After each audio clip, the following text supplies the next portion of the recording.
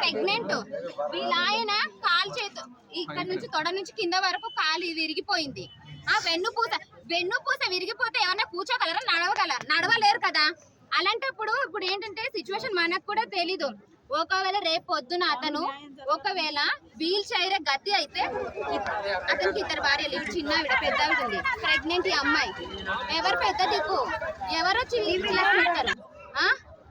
ఎవరు ఇప్పుడు పుట్టబోయే బిడ్డకు కూడా ఎవరు చూసుకుంటారు? ఆడెవడో గుద్దేసి వెళ్ళిపోయాడు, బాగా ఏసీలో కూర్చోబెట్టి మేపుతున్నారేమో. ఇక్కడ తీసుకురమ్మంటే తీసుకురాట్లేదు. కొన్ని వాళ్ళైనా రావాలి కదా, లేకపోతే మేము పిచ్చోళ్ళ మాట్లాడలేమా? న్యాయం కావాలి. మనుషులే కదా, మనుషులే. ఇప్పుడు మా పరిస్థితి ఏంటి? జీవితాలు ఏంటి? ఇప్పుడు ఎవరికి చెప్పుకోవాలి? ఇక్కడ వస్తే ఒక మాట, అక్కడ వస్తే ఒక మాట, ఇక్కడ పిలుస్తున్నారు మాట, అక్కడ పిలుస్తారు. ఏ మొగుడు పిల్ల దెబ్బలాడుకున్నామా చెప్పండి? ఎవరు కూడా ఏ రెస్పాన్స్ లేదు, ఏ మాటలు లేవు, ఏది లేవు. మేము ఇప్పుడు ఎవరికి చూసి బతకాలి? మీకు ఏమైనా దారి? ఇప్పుడు ఒక పూటకి లేదు, కూలికి వెళ్ళినా ఏం చేసినా కష్టపడి తినటం వాళ్ళు, అంతేగాని పని చేస్తే ఒక పూటకి తిన్నట్టు, లేకపోతే లేదు. మాకి ఏం న్యాయం చేస్తారో అది న్యాయం చేయండి. కానీ నా భర్తకి ఒక జీతం లేకుండా, మాకు ఒక జీతం లేకుండా చేస్తాడు ఆడు చెత్త ఎదువ. కానీ ఇక్కడ రావాలి కదా, ఆడు ఎందుకు రాలేదు? మాకు ఇంతమందికి న్యాయం చేయాలి కదా, మరేదో మాట్లాడాలి కదా. చేసేసి ఏమో ఆడెక్కడో ఒక పెళ్లి కొడుకులాగా ఉన్నాడు. కానీ ఇంతమంది బాధపడుతున్నాము, రాత్రి నుంచి ఇంతమంది ప్రాణాలు పోయింది. ఎవరు చెప్పుకోవాలి? ఒక మాట వచ్చి చెప్పేస్తే ఏం న్యాయం చేస్తారు? తాగిస్తున్నారా?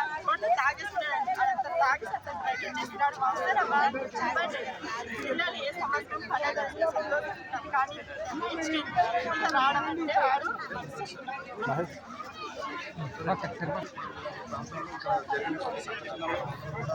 సోషల్ మీడియాలో చూడడం జరిగింది. మరి చింతలగిరి గ్రామస్తులందరూ కూడా వినాయక నిమజ్జనంలో ఎంతో సంతోషంగా ఇక్కడ నుంచి సౌండ్ సిస్టమ్ పెట్టుకుని దింస నృత్యాలతో ఇలా అందరూ కూడా గ్రామం నుంచి అందరూ బయలుదేరడం జరుగుతుంది వినాయక నిమజ్జనం చేద్దామనే కార్యక్రమం. ఈ కార్యక్రమంలో అందరూ ముందుకు సాగుతున్నప్పుడు ఉప్పంపేట నుంచి ఒక వాహనం, స్కార్పియో ఒక వాహనం మద్యం మత్తులో వచ్చి సుమారు 4 నుంచి 5 ఉన్నారు. ఆ వాహనంలో మద్యం మత్తులో వచ్చి ఇక్కడ ఎవరైతే రోడ్డు మీద డ్యాన్స్లు వేస్తూ సరదా సంతోషాలతో వెళ్తున్నారో వాళ్ళ మీదకి వచ్చి బండి అమాంతంగా వచ్చి గుద్దడం జరిగింది.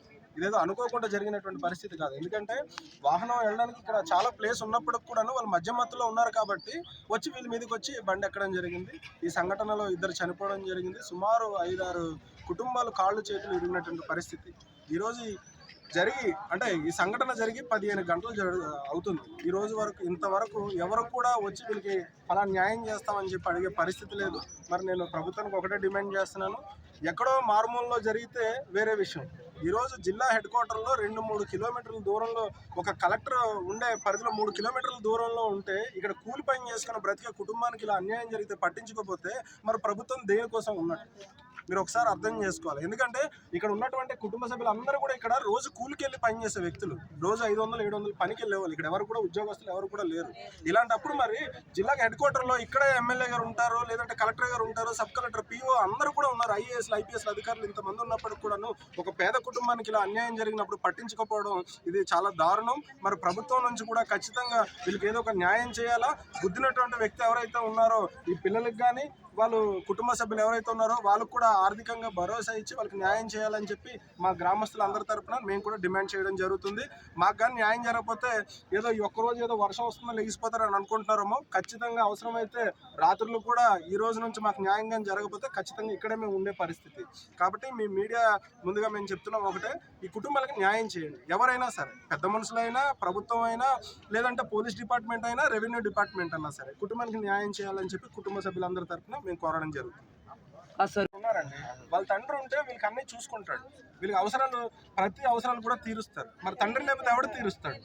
మీరు అది చెప్పండి. ఇప్పుడు ఈవిడ మళ్ళీ ప్రెగ్నెంట్, రేపు పొద్దున్న డెలివరీ అయిన తర్వాత ఇక్కడ హాస్పిటల్కి వెళ్తుంది. నార్మల్ డెలివరీ అయితే పర్లేదు, రేపు పొద్దున్న హాస్పిటల్ మళ్ళీ 10-20 వేలు ఖర్చు అంటే ఎవడు పెడతాడు? కాబట్టి అన్ని విధాలుగా కుటుంబానికి, పిల్లలకి, వాళ్ళ వైఫ్కి, లేదంటే కుటుంబ సభ్యులు అందరూ కూడా చనిపోయిన 2 సీతారాం కొండబాబు కుటుంబానికి అలాగే కాళ్ళు చేతులు ఇరిగిపోయి ఉన్నారు. చనిపోయిన వాళ్ళు చనిపోయారు, ఇప్పుడు బ్రతుకున్న వాళ్ళ పరిస్థితి చాలా ఘోరమైన పరిస్థితి. కాబట్టి అందరికి కూడా న్యాయం చేయాల్సిందిగా కోరుచున్నాం.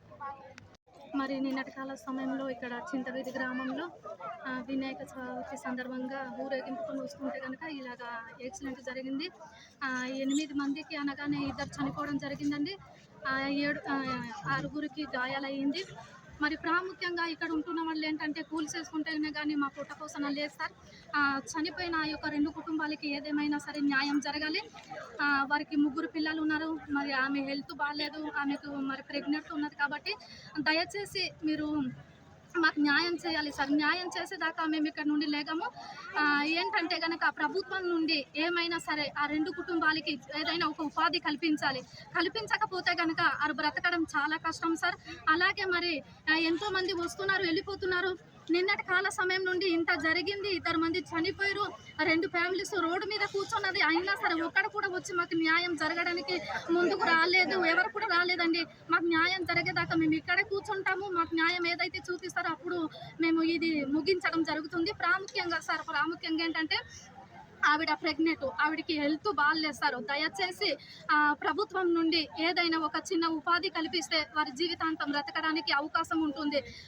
3 పిల్లలు కూడా చాలా చిన్నగా ఉంటున్నారు. కాబట్టి వారి భవిష్యత్తు కూడా మీరు కూడా ఆలోచించాలి సార్. వారికి ఏమైతే చూపిస్తారో అది మరి ప్రభుత్వంకే ఒప్పజెప్పడం జరుగుతుంది. కాబట్టి దయచేసి సార్ నిన్నటి నుండి కూర్చుంటున్నాము, కానీ అందరూ వస్తున్నారు, ఏదో మాట్లాడుతున్నారు, మీకు న్యాయం చేస్తామమ్మా అంటున్నారు. కానీ ఒకరు కూడా న్యాయం గురించి మాట్లాడడం లేదు. ఇక్కడ కూర్చున్న వాళ్ళ గురించి పట్టించుకోవట్లేదు సార్. ఒక్క మాట సార్, ఆవిడ ఒక స్త్రీ, ఆమె గర్భిణితో ఉంటుంది.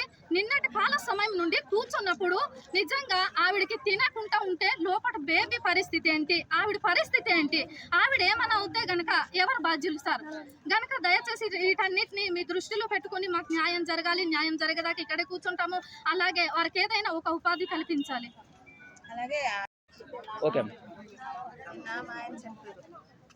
ఇప్పుడు వచ్చి ఎవరు పట్టించుకోలేదు. హాస్పిటల్లో ఉన్నారు. కనీసం ఇంత ధర్నా చేస్తున్నాం కానీ ఎవరు కూడా పట్టించే కెపాసిటీ లేదు. యోగారు రాలేదు, కలెక్టర్ రాలేదు, పోలీసు ఇది అంటారు, అది అంటారు. మా కుక్కలాగా పాటలు చూపిస్తున్నారు. దేనికోసం ఇక్కడ మాకు చెప్పకుండా అక్కడ ఒకరు అయితే ఇక్కడ ఒకరు మాట్లాడుతున్నారు. అదే నేను న్యాయం చేయడం కోసం. పోలీసులు అనకుంటే మరి వినాలేమో పరిస్థితి.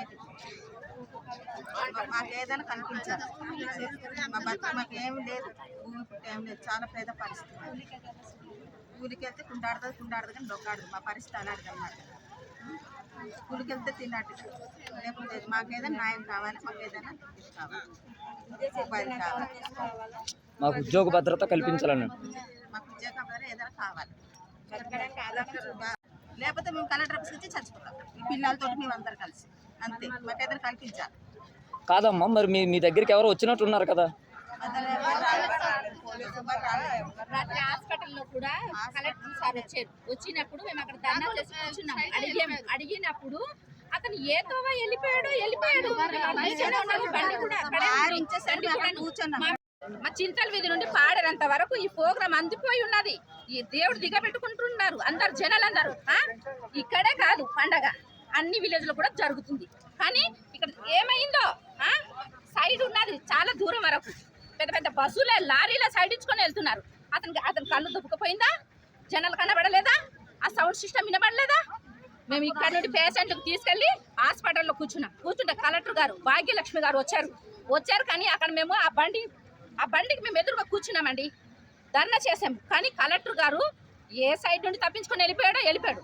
మా పిన్నికి మాత్రం ఒక సిమెంట్ కట్టు కట్టలేదు, ఒక ఏ గుడ్డముగా కూడా చుట్టలేదు. మేమే కట్టి అంబులెన్స్ ఎక్కించాము.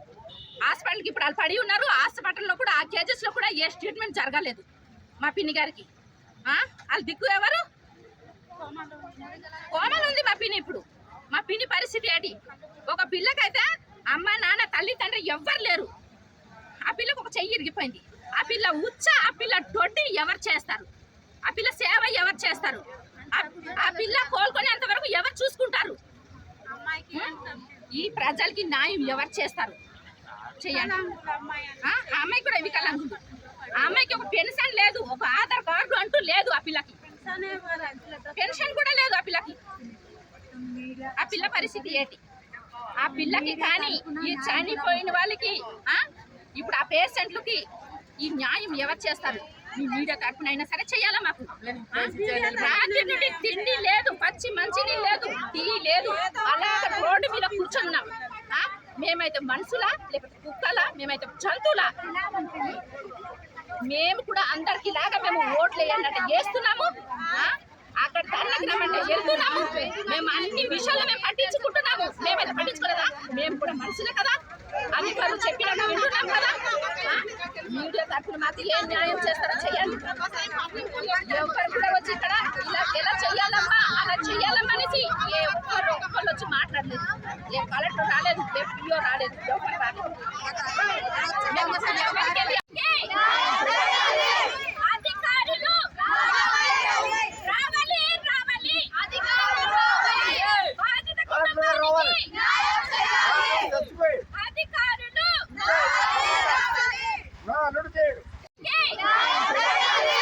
అధికారులు అధికారులు రావాలి, రావాలి, అధికారులు బాధ్యత కుటుంబానికి